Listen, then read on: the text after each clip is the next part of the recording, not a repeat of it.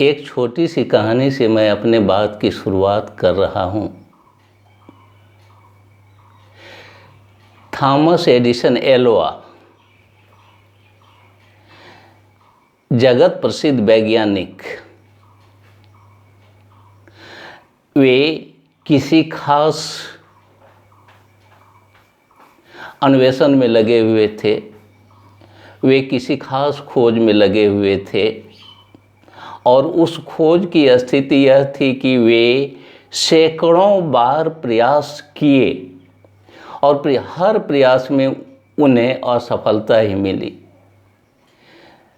उनकी इतनी अधिक असफलता से उनके साथ काम करने वाले लोग घबरा गए।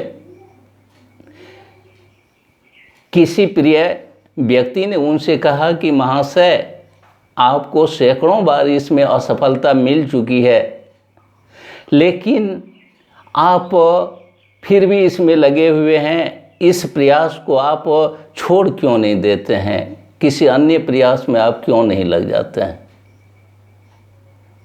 इस पर एडिसन साहब ने क्या कहा, वह गौर करने के काबिल है, वह हृदय में रखने के लायक है, वह अनुकरण करने के लायक है। उन्होंने कहा कि तुम तो देख रहे हो कि मैंने सैकड़ों बार प्रयास किया और हर प्रयास में मुझे असफलता मिल रही है, लेकिन इसका मतलब यह नहीं है कि मैं असफल हो रहा हूँ। इसका मतलब है कि मैं प्रत्येक प्रयोग के बाद अपनी सफलता के पास एक कदम निकट आ रहा हूँ, एक कदम निकट आ रहा हूँ और अब मुझे ऐसा लगता है कि अगला प्रयास ही मुझे सफलता दे देगा।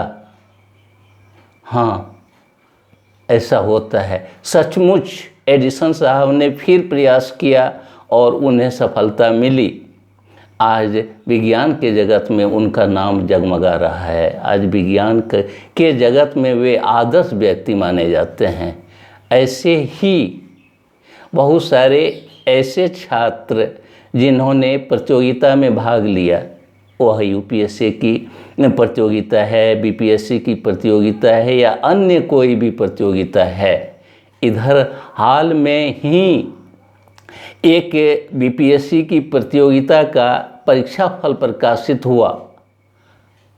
एक छात्र जो मेरे बहुत नज़दीकी हैं, वे सफल नहीं हो सके। उनके चेहरे पर उदासी छाई रहती है, लगता है उनका सर्वस्व खो गया।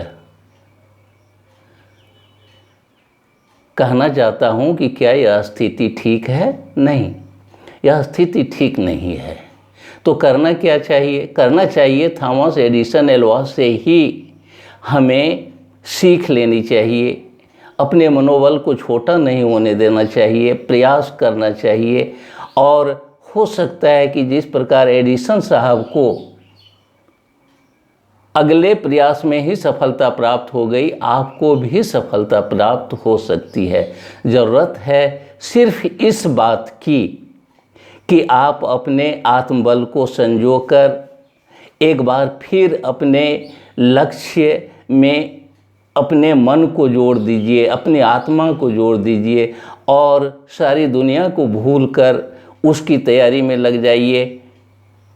कल जो परीक्षा होगी, उस परीक्षा में आप सफल होंगे और आप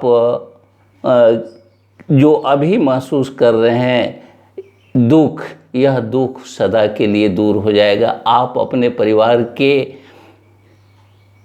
लिए इस योग्य हो जाएंगे कि आप परिवार को सदा अपने कर्मठता की छांव में रखेंगे और आप दूसरों के लिए आदर्श बनकर भावी पीढ़ी का मार्गदर्शन करते रहेंगे।